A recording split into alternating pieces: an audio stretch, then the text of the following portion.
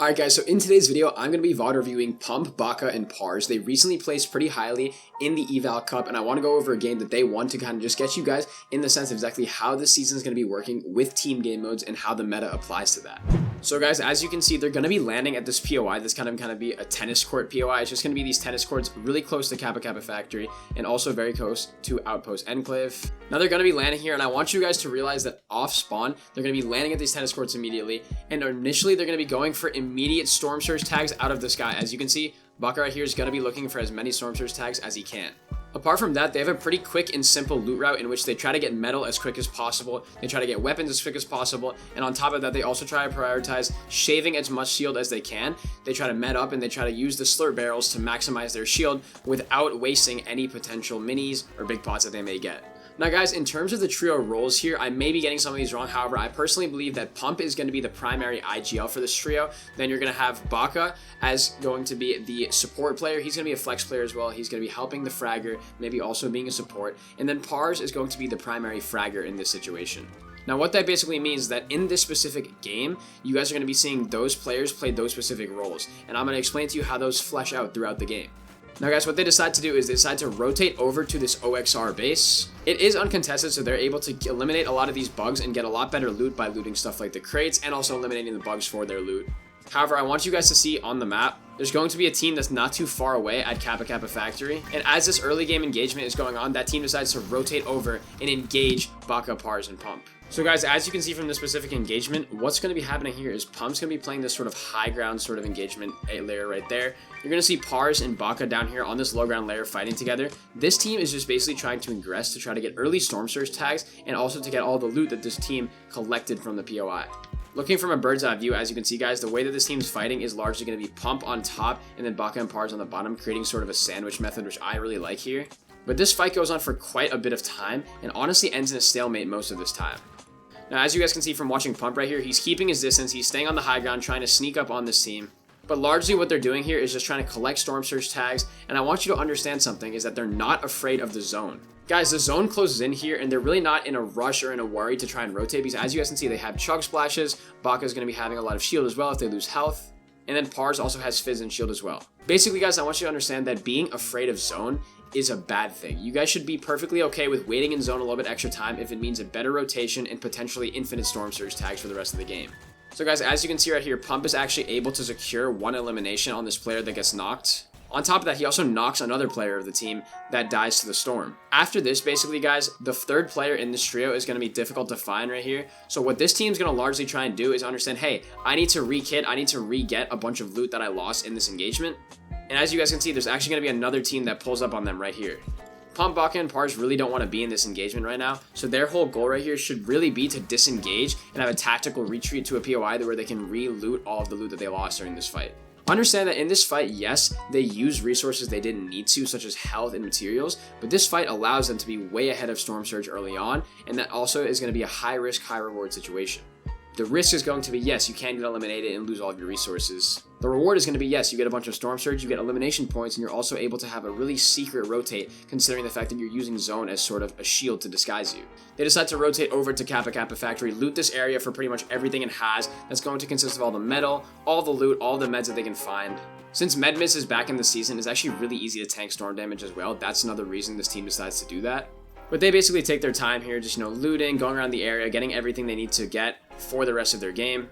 But I want you to understand, guys, when they're playing at this POI, their whole goal right here is to just basically tank zone for as long as possible, and then they decide to rotate back to the OXR base and try to get that final elimination on the player that was here before.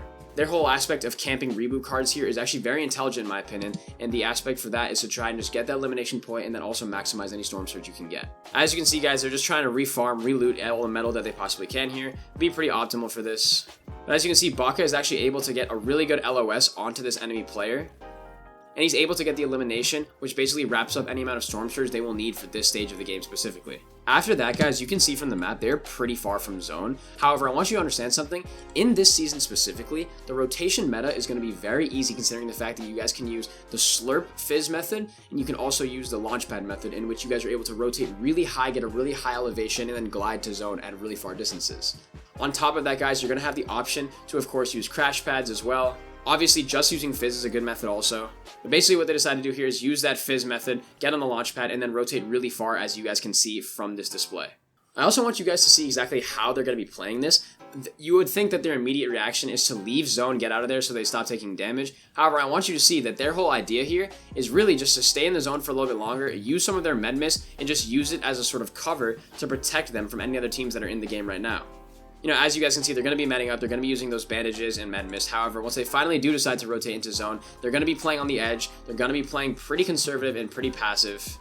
That allows them to get a really good position going into the later points of the game. Now guys, as you can see, as they're rotating, they're going to be sort of white lining the zone here. What I mean by that is that they're pretty much going to just rotate to the zone in a sort of straight method. As you can see from where they were before, they rotated pretty much in a straight line to the center of zone because they understand that this game is not going to be too stacked. Considering that there's only 50 players left and it's this big of a zone, they understand there's not going to be too many people third partying. And this side of zone is most likely going to be a little bit less populated because everybody's going to be rotating in from Utopia City, Shining Span, Factory. They're going to be going this way. Whereas people coming from this side of the map are not going to be as populated specifically here.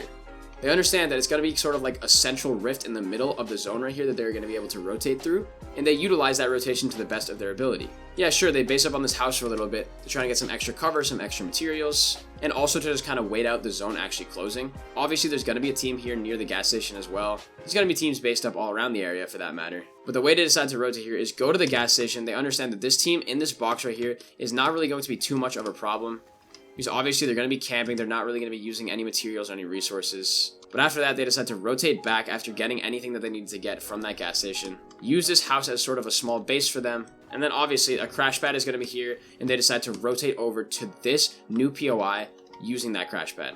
Sure, they're going to be getting focused a little bit, but it's really not going to be too much of a problem for them, considering that they're able to use natural cover like this rock, like these sort of, objects right here. And obviously they have that sort of new bug blaster that they can use to launch large projectiles at this base that can break them down. I, for one, think that this is going to be way too overpowered, but basically they're just using this to try and get Storm Surge tags to the best of their ability. After that, I want you guys to see exactly how they're going to be using this new POI's geography in this situation. This new POI has really good map geography in terms of rotation because there's going to be a lot of barriers and obstacles that are going to protect you guys from potential lines of sight from enemy players.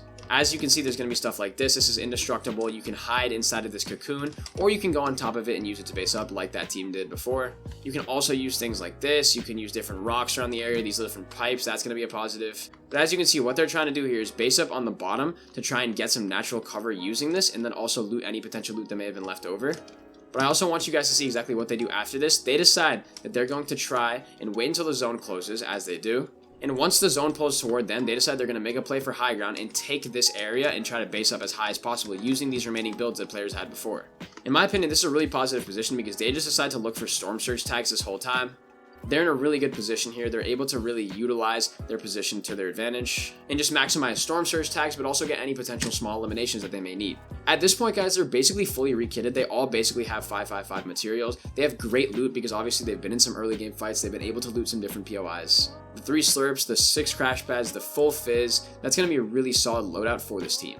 Now guys, I want you to understand that when the zone pulls right here, guys, they decide to rotate really early. Now this is going to kind of be a theory that I've been over before in the past of competitive Fortnite. It's going to be the aspect of, in the early zones of the endgame, maybe try to rotate early, and then in the late zones of the endgame, try to rotate late. This can obviously be changed. There can be variants of this that I will go over later in the video. But understand that they rotated from absolute height onto the most low ground early so that they don't get lobby focused too hard and that they can focus the players that decide to rotate late because the zone is still big. When the zone gets smaller, players get more congested, people are more focused on themselves, and you're less likely to be server focused. Now, as you guys can see, they're pretty much just going to be scouting right here, not doing anything super special, just looking for any potential eliminations they can get. Obviously, the zone's going to get a bit more cramped here because there is still a large amount of players in a small zone. But what they're looking to do right here is just scout as best as possible, plan out their future rotations, and they do get lucky in this situation. They're actually able to pull the zone. Basically what this means, guys, is that they can wait a lot longer and wait for the zone to actually pull, rotate late, and then try to get eliminations at the start. And of course, because they pull zone, they can just basically sit in their base the whole time. Now the next zone, guys, it pulls far, so they decide to rotate early here. They rotate early in one circumstance, and they basically going to be staying here looking for any potential eliminations and tags on enemy players. However, they're going to be staying in the space for the vast majority of this zone, looking to get the elimination, which they do secure. And then guys, then they decide to rotate late when the second rotation of this zone is going to be happening. So this basically is going to be the situation of rotating in 2 bursts. The first distance they rotate slowly and early. The second distance they rotate quickly and late in the zone. After this is pretty much the full-blown endgame, as you guys can see right here. What this is basically going to consist of is them playing a mid-ground, low-ground hybrid layer. Obviously looking for high ground is a part of every major good team's game. However, you can see that once again, they're going to be playing largely mid-ground and low-ground in this endgame. Obviously, the team's always looking for a play for high ground. As you can see, the way that they're rotating, they're going to be trying to get ahead of the zone, trying to stay ahead of all these teams on the low ground. But as you can see right here, they're kind of looking at high ground for a potential retake. But of course, guys, it won't always be worth it. A lot of the times, these teams will be trying to push the high ground, and it's going to be too much of a resource investment, so they might not actually want to. And as you can see from this circumstance, guys, they decide, hey, we're going to stay on the mid ground. We're going to stay on this second height layer. But as the game goes on, they're actually able to rotate onto the lower ground layers of this game and capitalize by using the low ground to the best of their advantage. So basically what I want to explain by this is that as they realize they're not able to actually secure the high ground, they decide, okay, if we're not able to secure the high ground and we've lost a little bit of health and shield, we're going to rotate to the lower layers of this game, re-kit, save some materials by using the bottom of the ground as a natural barrier, and we're going to basically dominate the low ground and then look for a height play later in the game. As you can see right here, guys, they are pretty low on health, but they do have some meds that they're able to re-kit on. Once they're done with that, their whole logic here is, okay, we need to get eliminations as quick as possible. Now, guys, as you can see, what they're trying to do is just basically utilize this area and make it their own while also weakening high ground for a potential later game takeover. They have really good items here to actually take over high ground. They have, obviously, the Bug Blaster. They have 2 of them, and then they also have some Crash Pads and Fizz as well to utilize that to get onto the high ground in terms of mobility. I want you guys to see here what they exactly are trying to do. They're not focusing on getting any low ground eliminations. They're focusing on getting on high ground to try and win this game. They're still together, by the way, as well. I want you to notice how tight they are together most of this game. They're not really getting separated. They're trying to play as a team rather than as separate entities. And as you can see from this specific circumstance, Parz is able to get onto the high ground. Obviously, he does get knocked, but due to this fact, Bacca is able to distract them, use that really good Bug Blaster weapon, and then get onto this high ground and get all of the loot that he could possibly need and also the best positioning that he would need to win the game. Basically, guys, once they're on the high ground, this game's going to be a cakewalk. It's going to be very easy for Bacca and Pxmp to actually secure this win due to their layering and also due to the items that they have. They're basically just going to fire these big blasters down at the low ground layers. Obviously, it's going to be a full team down there, of course, so that's definitely going to be a factor. However, as you can see, they're going to be fighting on their own accord on the low ground, and then basically all they have to do to win this game is just drop down, basically play in the zone, and then just get eliminations that they're going to need to get on these final couple players. That's going to lead to them getting the win for this game. Now, guys, I hope you enjoyed that VOD review. I know it was a bit rushed and there's going to be a bit of confusing details. If you have any questions, please let me know in the comments down below and I'll do my best to explain them. I want you guys to understand these specific points from this game. The fact that they always play together. They're not afraid of the zone during the mid game, so they're going to be having a good mid game rotation aspect. And then also the fact that during the end game, high ground always seems like the attractive play, but they sometimes realize, hey, maybe we should wait a little bit later to actually consider taking high ground, which they do. They wait till the latest part of the end game to take high ground, and then that leads to them winning the game. They also have really good map management as well. I want you guys to notice every time they need a refresh, they get it. And then on top of that, they're just really able to successfully move around as a team and then utilize all of their items really well. But guys, that is about it for this video. Be sure to like and subscribe to the channel, and I will see you all in the next one. Bye, guys.